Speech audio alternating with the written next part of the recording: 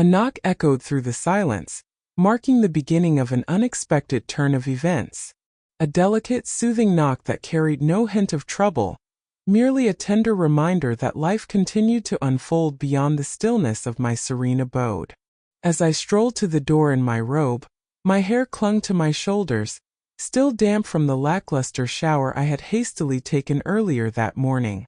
As I swung the door open, my mind conjured images of the mailman or perhaps a familiar neighbor standing on the threshold. Yet it was Cole, the son of my closest companion, 19 lofty, somewhat dampened by the sweltering embrace of summer's warmth, adorned in a white tank top that embraced his chest and accentuated his arms perfectly. His tousled curls framed his face, and his smile held a youthful charm.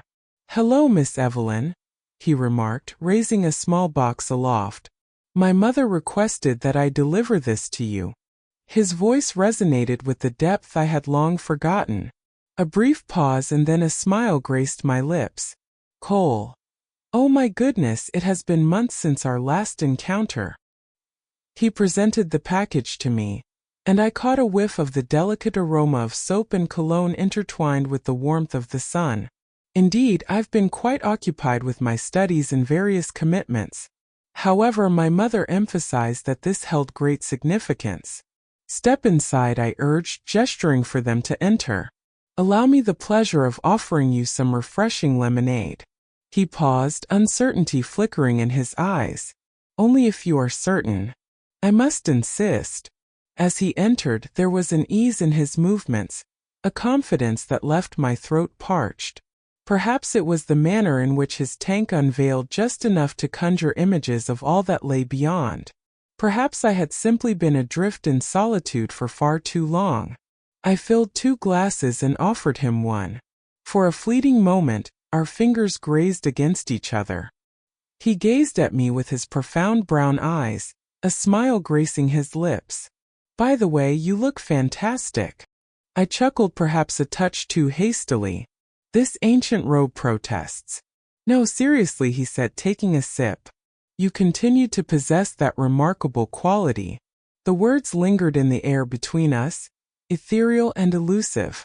Much like wisps of smoke, perilous sugary haze, we found ourselves in the living room.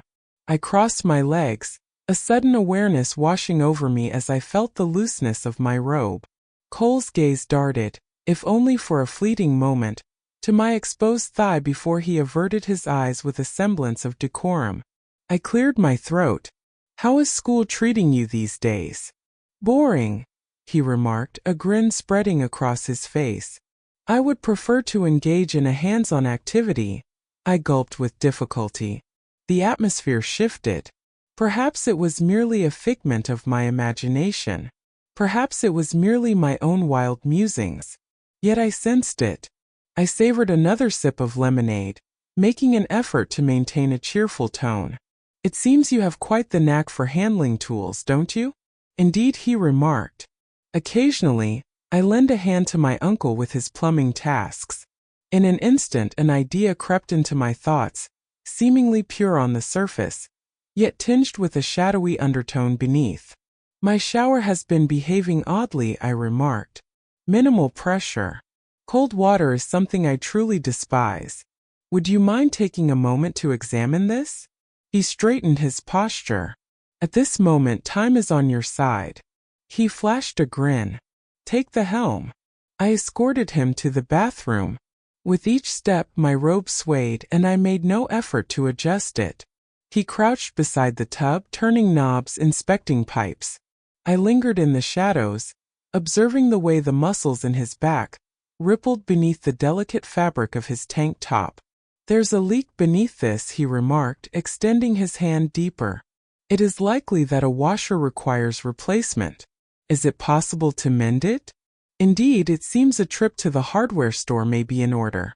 I knelt beside him, drawing nearer than was necessary. Our shoulders brushed against each other. His breath seemed to hang in the air for a fleeting moment. He gazed at me, and this time he held my gaze. Our faces hovered in close proximity, excessively silent. His gaze lingered on my lips before drifting down the soft cascade of my robe. I ought to have distanced myself. I ought to have spoken up, yet I refrained. He did not either. The stillness conveyed our unspoken words. "Thank you, Cole," I murmured. "What is the purpose?" His voice was a whisper shrouded in mystery for rekindling emotions within me once more. He remained silent. He simply gazed at me. In that instant, I realized everything had shifted. That night, I reclined in bed, my fingers brushing against my lips as if he had just pressed his own against them. He had not. Not at this moment. Yet I yearned for him to. I ought not to have. He was the son of my closest friend. Youthful, strikingly attractive, inquisitive, yet desire knows no boundaries. And I had just unlatched the door to a realm I could never shut again. As dawn broke, thoughts of Cole consumed my mind. Those eyes of his, those hands of his, the way he gazed at me as if I were more than merely a mother, more than just an aging widow draped in a silk robe. I stood before the mirror, gently brushing my hair. My robe cinched a touch more snugly today. Yet, I observed the way my skin radiated, as if it held on to the memory of his warmth, despite the fact that he had not laid a finger on me. A knock at the door echoed once more. My heart leapt. Could it have been him? I opened it, and indeed there he stood. Cole, yet on this occasion he was not clad in a tank top. He donned a fitted black t-shirt that accentuated his chest with jeans that draped perfectly. In his grasp he cradled a small, unassuming brown bag. He lifted the bag and declared, "Brother the washer, I plan to complete the repairs on your shower." I released a soft chuckle, attempting to mask the rapid thumping of my heart. "Your kindness knows no bounds." He entered once more as if he had always been a part of this place. He moved with an ease that spoke of confidence, exuding a quiet strength that was palpable. We made our way to the bathroom once more. The fabric of my robe glided softly against my thighs.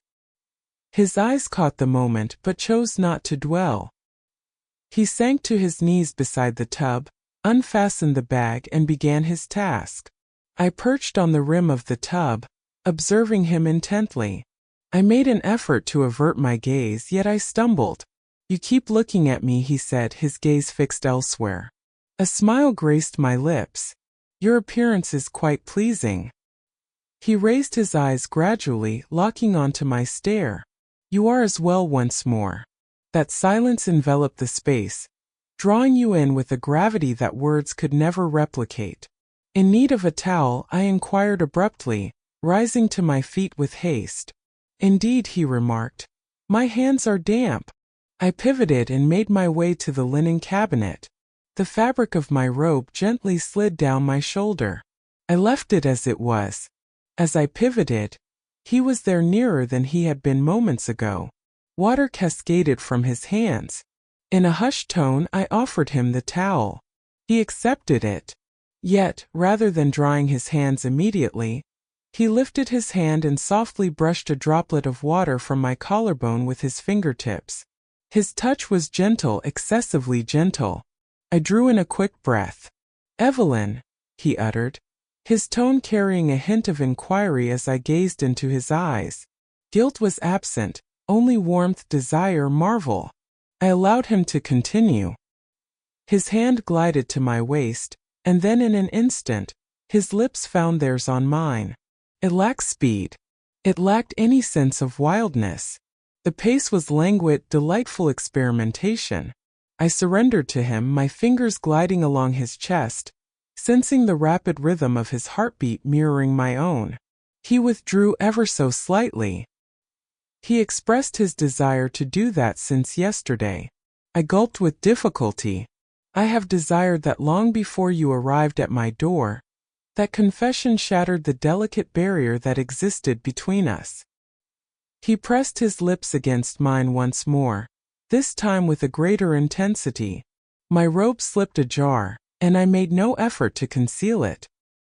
His hands roamed over me as if I were a novel he had longed to delve into, tracing every curve, every inch, every soft sigh I struggled to suppress. Once more I found myself embodying the essence of womanhood. More than a widow, more than merely a mother. I was sought after, yearned, vibrant. In the quiet aftermath, we found ourselves sprawled on the plush bathroom rug. Our bodies entwined, hearts racing in unison. Silence enveloped us, neither of us finding the words to break the stillness. At last Cole murmured, "Was that all right?" I shifted my gaze and regarded him superior to merely satisfactory.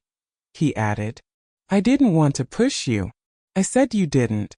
I desired this with the same fervor as you." He smiled. A genuine radiant smile that rendered him not only younger but also imbued with a newfound strength. I suggested that perhaps it would be best to keep this to ourselves. He inclined his head in acknowledgement. They simply wouldn't grasp it. I gazed up at the ceiling. I find myself perplexed by it all. Yet I hold no regrets. Yet I refrained in that intimate, inviting bathroom. I rediscovered something I believed was gone forever. Desire, touch, connection, a yearning that transcends solitude. And it arrived in the guise of a 19-year-old boy who rekindled the essence of my femininity. The following morning, I found myself clad in Cole's black t-shirt. The scent was reminiscent of him, fresh, youthful, and brimming with playful intrigue. He departed after our encounter in the bathroom, a nervous smile gracing his lips, and his cheeks tinged with color. Yet, just before he stepped through the door, he drew me in for one final kiss. "Take your time this round," extended as if he wished to etch the memory of my flavor in his mind as I strolled barefoot into my kitchen. His shirt cascading to mid-thigh, the lingering warmth of his hands enveloped me. The tingling persisted, refusing to fade into oblivion.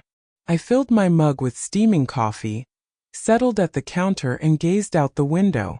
The sun hung high in the sky. The melodious chirping of birds filled the air. Yet within me, a tempest had begun to brew. What actions did we undertake? I found myself at the age of 56. At the age of 19, he stood on the precipice of adulthood. The son of my closest companion. I ought to have put an end to it. I ought to have distanced myself from him. Yet I refrained. For the first time in years I felt the warmth of a touch. Truly moved. More than mere flesh touching flesh, it is a connection of souls.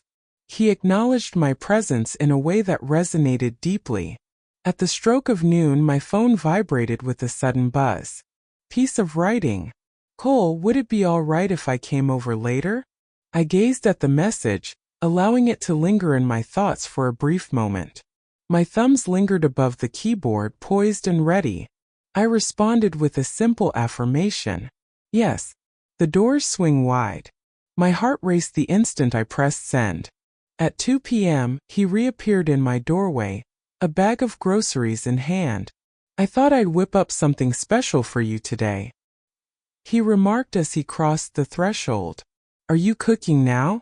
I inquired, arching an eyebrow. He grinned. "Not quite well, yet I make an effort." I departed, guiding him toward the kitchen. He placed the bag on the ground and retrieved pasta, tomatoes, and a modest block of cheese. In that fleeting moment he appeared utterly innocent, remarkably ordinary. This was hardly unusual. This was simply our routine. As he brought the water to a rolling boil for the pasta, I busied myself with the knife, skillfully chopping the ripe tomatoes. We toiled together, our shoulders brushing against each other from time to time. At times, our fingers brushed against each other as we both reached for the same spoon. Fleeting glimmers, innocuous yet undeniably alluring. "Evelyn," he inquired softly. "What's that? Did I overstep my bounds yesterday?" I hesitated. My gaze fell upon him. What I witnessed transcended the mere image of a teenage boy infatuated. I encountered a man brimming with inquiries and a thirst for understanding and perhaps, just perhaps, something more profound. "No," y murmura gently. "You have not crossed anything. We both ventured into something together." He inclined his head in acknowledgement. Yet the stillness that ensued revealed his lingering uncertainty. I'm aware that this isn't typical, he remarked. You have aged. You are simply yourself. What am I? Exquisite, intelligent, beyond my reach. I blinked. Then a smile graced their lips. Your kindness is truly delightful. He gazed at me as if there were unspoken words lingering on his lips. Yet he moved in closer, his fingers grazed my cheek, a gentle caress that lingered in the air. May I kiss you again? He inquired, his voice scarcely rising above a whisper. I inclined my head in agreement. And in that moment our lips found each other once more. Gentler this time, more unhurried. Exercise greater caution. His arms encircled my waist, and I felt myself surrender to the warmth of his embrace. My hand glided beneath his shirt, fingers tracing the contours of his abdomen. He inhaled sharply, and that sound awakened a profound sensation within me. Our lips met fervently, the water bubbling and hissing in protest against the heat of the stove. Eventually we found ourselves on the couch, plates of half-eaten pasta resting in our laps, sharing laughter over the unfortunate flavor of our meal. Perhaps we should have opted for pizza. He wore a smile. Next time, I shall defer to your culinary skills. His hand lingered on my exposed thigh, fingers tracing gentle circles. I remained still. I remained unyielding. It was something I desired. It was essential for me. Are you scared? He asked suddenly. I paused to reflect indeed. Yet I harbor no regrets. He leaned closer, pressing his lips against my shoulder. I feel the same way once more. The irresistible tug made its presence known. The tension that lingers between the purity of innocence and the allure of inevitable mischief. Yet in that instant nothing else held significance. What truly mattered was how his touch awakened a sense of blossoming within me once more. Vibrant, seeking, adored. No, not at this moment. Yet perhaps in the fullness of time that evening. He lingered a little longer before departing.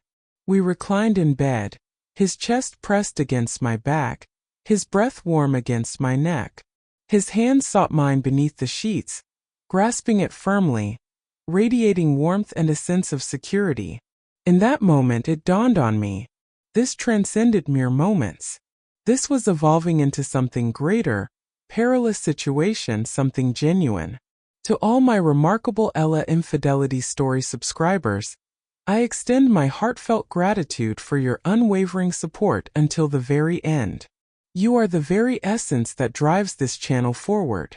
If you find yourself here for the first time, I invite you to press that subscribe button and join a community that embraces the depths of emotion, love, and the allure of the unknown. Let us immerse ourselves in the concluding chapter. The morning sun filtered through my bedroom window, painting golden stripes upon the sheets. Cole lay beside me, still lost in slumber, his hand tenderly placed on my waist, his breath a gentle whisper against the nape of my neck. He appeared serene, so very young, such fragility. I observed him intently for an extended period. This young lad, this individual, the son of my closest companion, what led us to this moment? How did a single package evolve into a fervent passion? I eased myself out of bed, taking great care to avoid disturbing him. As I lingered by the mirror, drawing my robe close, the gravity of our actions finally pressed down upon my heart. What might others express? What might she express? His mother, my dearest companion, for more than 2 decades. What would her gaze reveal if she discovered that her son had pressed his lips to mine, caressed my skin, and breathed my name as I lay quivering beneath him? Could she ever find it in her heart to forgive me? Cole stirred from his slumber not long after. He approached me quietly in the kitchen, encircling my waist with his arms, and placed a tender kiss in the curve of my neck. "Morning," he murmured, his eyes still heavy with sleep, a smile playing on his lips. "Good morning," I murmured. Yet my voice carried a distinct quality. Strained. "Proceed with caution." He perceived it immediately. "What's the matter?" he inquired. I rotated within his embrace, cradling his face gently in my palms. Cole, it's time for a conversation. His smile dimmed. He was aware. This can't keep happening. I murmured gently. We ventured beyond boundaries, and I hold no remorse for it. Yet it is intricate, excessively intricate. He remained silent. He gazed into my eyes as if seeking something to grasp tightly. You're 19, I remarked. And here I am, just me. You're not merely anything, he said swiftly. From the instant I stepped into your home, you have occupied my every thought. His words tugged at my heartstrings. Yet the clamor of my fear drowned everything else out. What would happen if your mother discovers the truth? I murmured softly. What if this destroys it all? He advanced with measured intent, his hands softly clasping my hips. In that case, we shall proceed with caution. Yet, how much longer can we continue to conceal ourselves? I inquired. He paused, uncertainty flickering in his eyes. In that moment of silence, an unspoken understanding settled between us. What we shared had transcended mere desire. It was peril. The flames danced fiercely, devoid of any water in sight. 2 days slipped away. I refrained from calling him. He failed to send a message. I repeatedly reassured myself that it had come to an end. Yet on that third afternoon, the sound of my phone broke the silence. It was she, mother of Cole. My heart soared into my throat. I replied, making an effort to maintain a sense of normalcy. Greetings, darling, she exclaimed with a bright smile. Cole mentioned that he stopped by to repair your shower. I appreciate your willingness to allow him to assist. He mentioned that being around you made him feel incredibly mature. I took a deep breath. He was quite the assistance, I remarked with deliberation. I swear that boy is blossoming into quite the gentleman, she continued. He mentioned that you prepared pasta for him as well, describing it as dreadful yet endearing. I chuckled, a hint of anxiety lacing my voice. He is certainly not mistaken. A moment of silence lingered in the air. And then she uttered a phrase that sent a chill coursing through my veins. You know, she said softly, he talks about you quite a bit. Indeed, quite a substantial amount. More than what a mere neighbor ought to. My breath hitched. I can't quite grasp the situation, Evelyn, she continued. But you mean the world to me, like family, and I have faith in you. A knot of guilt coiled tightly within me. Faith? That was the word that shattered me. Under the cover of darkness, I sent a message to Cole. It is imperative that we cease our actions. His response came with remarkable swiftness. What is the reason behind this? Your mother is beginning to have her suspicions. This cannot continue. A moment of silence lingered in the air. Then he conveyed, but I love you. My fingers lingered, chilled against the surface of the screen. Affection. My eyes brimmed with tears. It had been years since anyone had uttered that word to me. Yet I was acutely aware of the path I needed to take. Then love me enough to release this, I responded, prior to its annihilation of all that exists. His last words arrived. You'll forever be the first woman who awakened my spirit. It has been ages since I last laid eyes on Cole. Not since that fateful night. At times I find myself lingering by the window, anticipating a knock that remains elusive. Yet I recall the tenderness of his touch, the sweetness of his kiss, as if I truly mattered. In that fleeting moment, I transcended the identity of a widow grappling with a malfunctioning shower. I became a woman awakening to the sensation of being desired once more.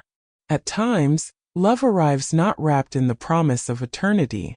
At times it is merely a fleeting instant, a kiss taken in secret, a murmur in the shadows, and that must suffice.